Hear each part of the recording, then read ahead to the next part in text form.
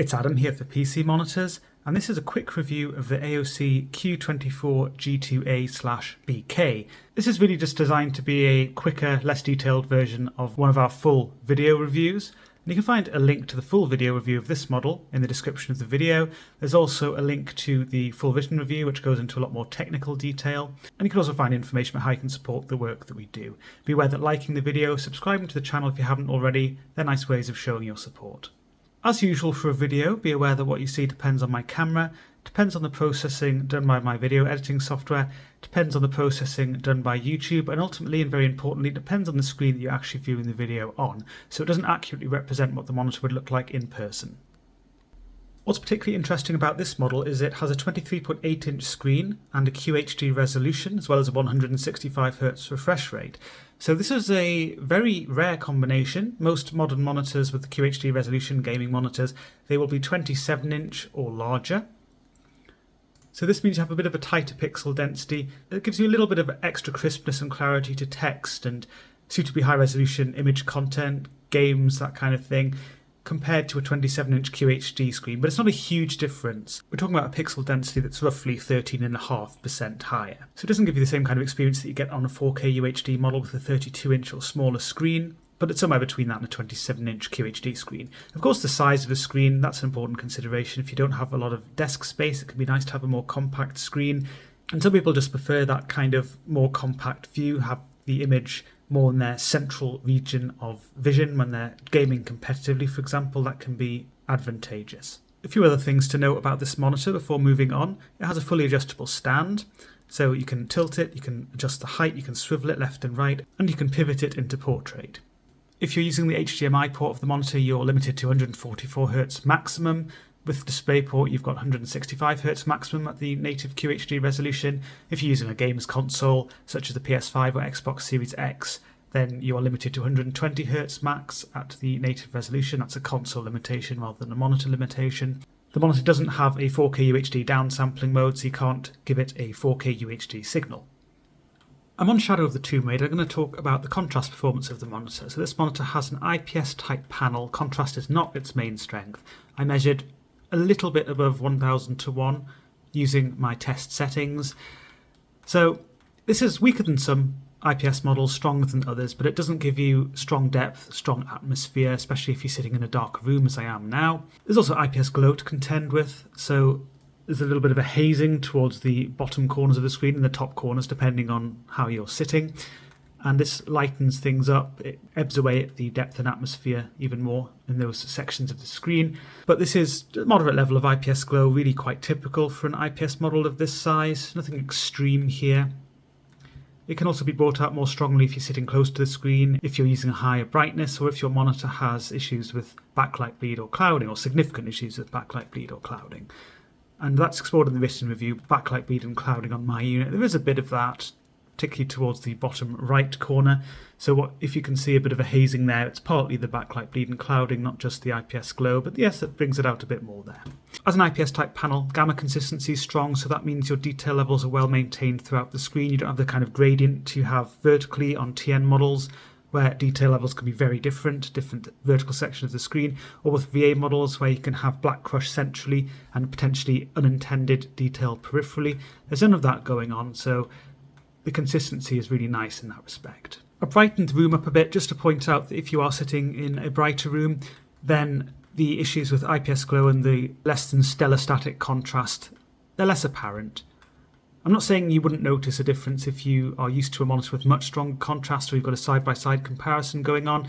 It just makes the weaknesses less apparent. The monitor has what I would classify as a light matte anti-glare screen surface. So when you have strong direct light striking the screen surface, as I have here, you can sometimes get these sharp glare patches that has a little bit of a glassy look. That doesn't happen too much though, certainly not in what I consider normal conditions, normal room lighting, reasonably sensible room lighting. So decent glare handling overall. So with stronger matte screen surfaces you tend to have more diffusion, which won't give you those kind of sharper glare patches so much, but it will spread the light across the screen more, and that can give you a flooded or hazy look when you're actually looking at the monitor. So there are some matte screen surfaces that do that more, heavier ones, and there's some that do that less than this one, very light matte screen surfaces as I would call them.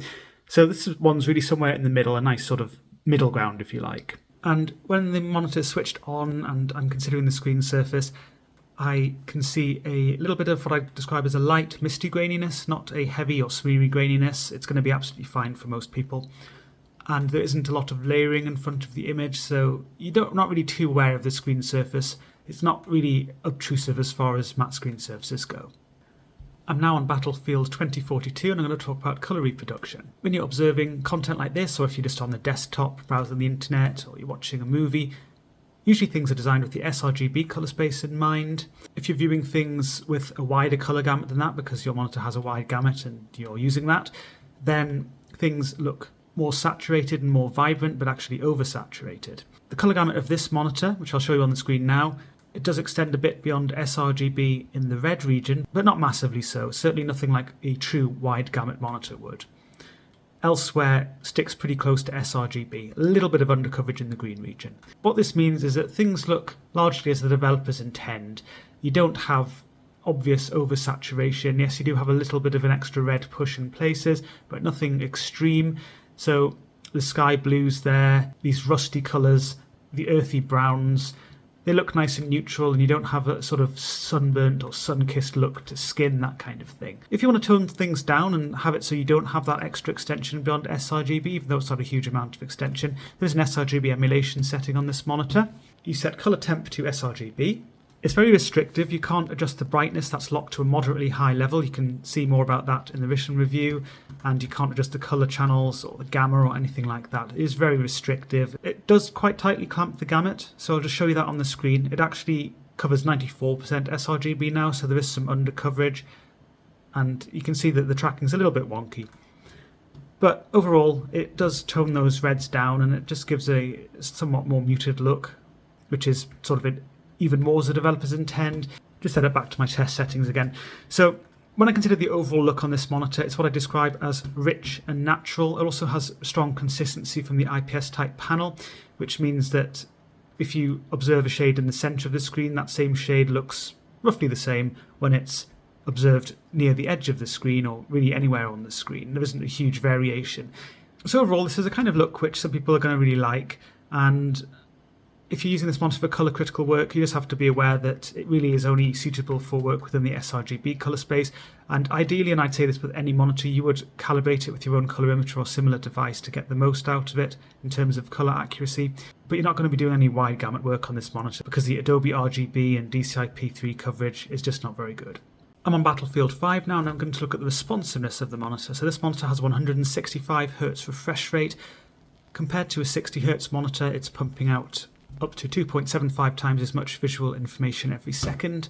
That gives two main benefits really. One is that it improves the connected feel. That describes the precision and the fluidity when you're interacting with the game world. It does require that you have a suitably high frame rate, by the way. I've got the game running at 165 frames a second, so I'm getting the most out of the monitor in that respect. So in terms of the connected feel, low input lag is also helpful, and this monitor does have very low input lag, impressively low input lag. I measured around 1.5 milliseconds. So that indicates a very low signal delay, extremely low. So that's not going to be an impediment even to highly sensitive users. The other advantage of the high frame rate, high refresh rate combination is that it reduces your perceived blur due to eye movement. This is all explored in an article on the website all about responsiveness, and it's summarised a bit in the vision review. So if you're not familiar with the term perceived blur, do have a check of that. But when it comes to perceived blur on a monitor, the other aspect to be aware of is pixel responsiveness. That's also important. So there's a technique explored in that article and explored a little bit in the vision review called pursuit photography. You might be familiar with this. It's test UFO, motion test for ghosting. So I'm just going to show you some pursuit photographs on the screen just to set the scene with this monitor. So it says it here at 165 Hz. In the vision review, there are various other refresh rates tested and discussions about what is being shown. But what you can see here is actually a really competent performance. Has different overdrive settings, off, weak, medium and strong. I've shown a reference which is the Gigabyte M27Q. The reason I've shown that is because it's at a decent level, which most people are very happy with, so it's a good reference, good thing to compare to. I prefer to use this monitor at 165 Hz with the overdrive set to medium. But you could use weak if you are quite sensitive to overshoot. There are some differences between the modes which are a bit more apparent for some transitions that are shown in this particular test. So it does depend on your overshoot sensitivity, but 165 Hz I find medium works very well. There isn't really a lot of trailing behind the UFO. You can see a bit for the dark background, which is the top row, and a little bit elsewhere, but it's pretty minor, and again, it's less than that M27Q reference. So this scene here has some transitions which IPS models like this can struggle with a bit, so I can see a little bit of overshoot in places. Nothing that really jumps out, nothing that's too obvious. That's why I'm happy to use the medium setting.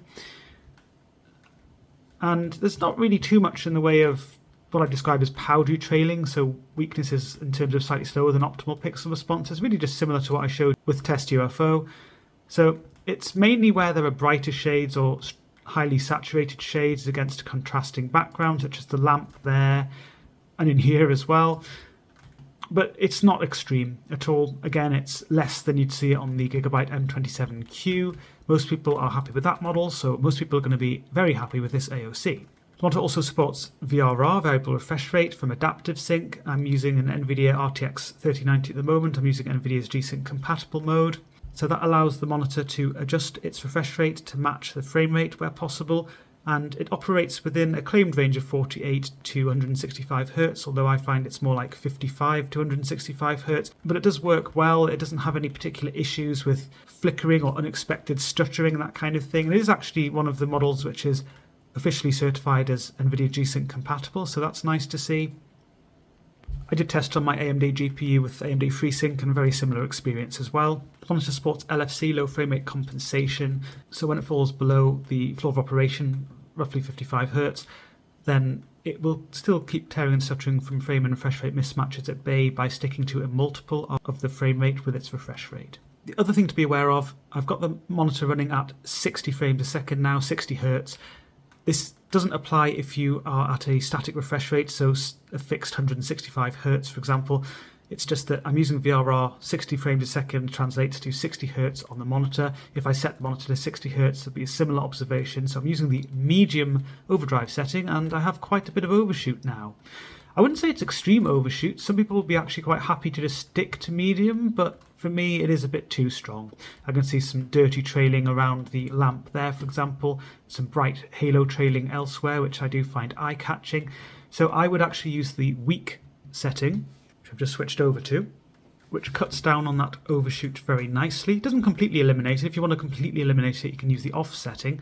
And it does increase the powdery trailing a little bit compared to using medium. But at 60 Hz as I am now, the monitor is still doing very well. The pixel response requirements are much lower, so it's doing very well anyway, even with the weak setting. I'd say that roughly I would use weak if the monitor is typically below 120 Hz a lot of the time, whereas if it's staying comfortably above that, I would use medium. But everyone has their own preferences. It's something you really have to play around with yourself. Some people might even like the strong setting, particularly at higher refresh rates. I think that the strong setting is very annoying in terms of its overshoot at lower refresh rates. At very high refresh rates, I find it annoying, but everyone has their own overshoot sensitivity. The monitor also has MBR, motion blur reduction, which is a strobe backlight setting. You can't use that at the same time as VRR, and this is actually quite well implemented on this monitor, and I explore that in the written review. It isn't something which I can really explore in good detail or show you in a video, so it's something which I'm going to leave for the written review, but just to say that the implementation is quite decent. So if you like strobe backlight settings, this monitor has a pretty decent one, so it might be something that's worth using. So to wrap up then, yep, definitely an interesting monitor. I would like to see more manufacturers make use of this particular size and resolution combination, particularly on gaming monitors with decent refresh rate. I think it works well, and it just fits a niche which really suits some people. And aside from that, the monitor provides a nice all-round performance at a good price. Speaking of the price and thinking of the availability at the moment, it's supposed to retail for £220, but actually because it's such a unique product, the demand is massively outstripping supply, so you might find that the price is elevated. You might find it's not even possible to get. It also isn't available in the US at the moment. It hasn't launched there. I'm not sure if it will. I hope it does. So at the moment it's a UK and EU product. I believe it may be available in Asia as well.